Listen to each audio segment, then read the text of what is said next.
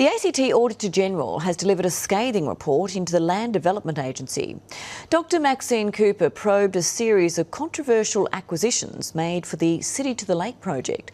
She found processes lacked transparency, accountability and rigour, and has flagged a wider probe of the LDA's activities. James Fettis reports. Strong words from some. Nothing short of a scandal. More tempered from others. Some concerning findings. At the centre is the Land Development Agency. Over the past 2 years, it made 3 controversial purchases near Glebe Park and by the lake. These particular transactions were necessary to complete the City to the Lake. It does unlock that particular project.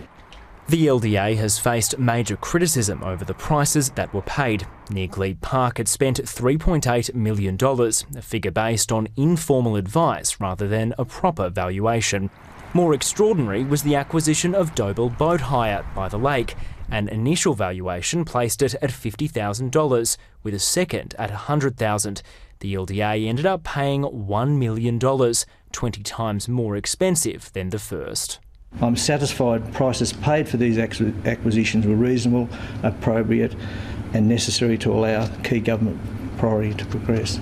But the Auditor-General found that transparency, accountability and rigour were lacking in the processes used, and that without these, the integrity and probity of the acquisition processes could not be demonstrated. They clearly need to own up to some serious administrative errors and some serious errors of process. Preempting the report, Labor's promised to curtail the agency, shifting urban renewal to a new authority. But the opposition says the Chief Minister himself is tarnished by this report. He was either aware of what was going on and was complicit, or he was negligent. Either way, it is unacceptable.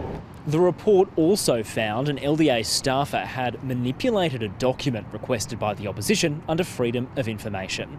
The Liberals want Andrew Barr to resign. Unsurprisingly, he's brushed that aside. The LDA's chief too has dismissed talk of standing down. I'm standing firm. I'm looking forward to implementing the recommendations and working with the broader LDA team. Depending on which party wins government next month, it could be a very different team indeed. James Fettis, ABC News, Canberra.